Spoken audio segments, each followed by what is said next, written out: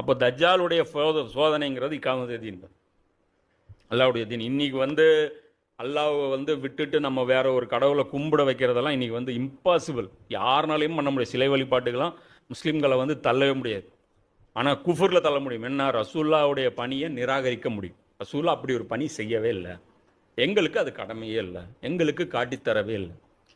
சூரத்துல் ஃபுர்கான்லே அந்நாளில் வானத்தை பிளந்து கொண்டு ஒரு மேகம் வெளிப்படும், மேலும் வானவர்கள் கூட்டம் கூட்டமாக இறக்கி வைக்கப்படுவார்கள். அந்நாளில் உண்மையான ஆட்சி அதிகாரம் ரஹமானுக்கே, கருணை மிக்க இறைவனுக்கே உரியதாகும்.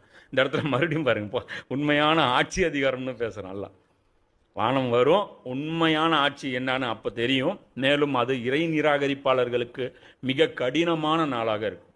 இந்த குஃபுரில் இருந்தாங்க இல்லையா, அவங்களுக்கு மிக கடினமான நாளாக இருக்கும். மேலும் அந்நாளில் கொடுமை புரிந்த மனிதன் தன்னுடைய கைகளை கடித்தபடி கூறுவான், அந்தோ நான் இந்த இறை தூதருக்கு துணை புரிந்திருக்க கூடாதா, இவருடைய வேலையில் நான் பங்கெடுத்திருக்க கூடாதா, நம்பி இருக்கக்கூடாதா, இவருக்கு களிமா சொல்லி இருக்கக்கூடாதா, ஏகத்துவத்தில் இருந்திருக்க கூடாதா, அதெல்லாம் பேசல, நான் இவருக்கு ஹெல்ப் பண்ணியிருக்கோம். அதே கேள்விதான் கபூர்லையும் பாருங்க.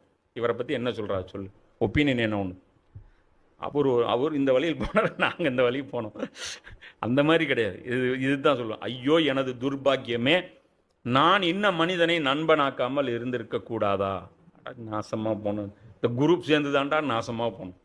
எல்லாரும் சேர்ந்தாங்க, போட சொன்னாங்க, இந்த மாநாடுன்னாங்க, அந்த மாநாடுனாங்க, ஜாலியாக போனோம், ஜாலியாக வந்தோம், ஜாலியாக சுற்றினோம், ஜாலியாக போச்சு, அப்படியே நாசமாக போச்சு. நான் அவனுடைய வழிகேட்டுக்கு பலியாகி என்னிடம் வந்த அறிவுரை ஏற்காமல் விட்டு விட்டேன். வந்துச்சு, குரானில் சொன்னாங்க, கரெக்டாக தான் இருந்த மாதிரி இருந்துச்சு.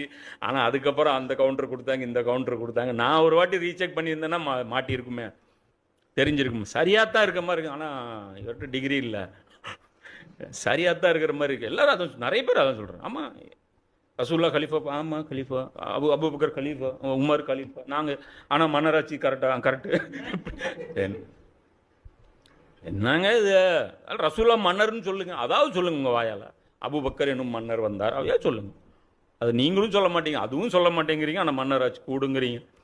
அப்போ அது சொல்கிறாங்க ரசூல்லா. அதுக்கப்புறம் புலம்புவாங்க, என் மேலும் இறை தூதர் கூறுவார், என் நிறைவா, என் சமூகத்தை சார்ந்த இந்த மக்கள் இந்த குரானை நகைப்புக்குரியதாக ஆக்கி கொண்டார்கள். இன்னும் கொஞ்சம் நாளில் கிண்டல் அடிப்போம் குரானை, ரம்ஜானில் எடுத்துகிட்டு ஓதுவோம் ஓதுவோம் ஓதுவோம் ஓதுவோம்.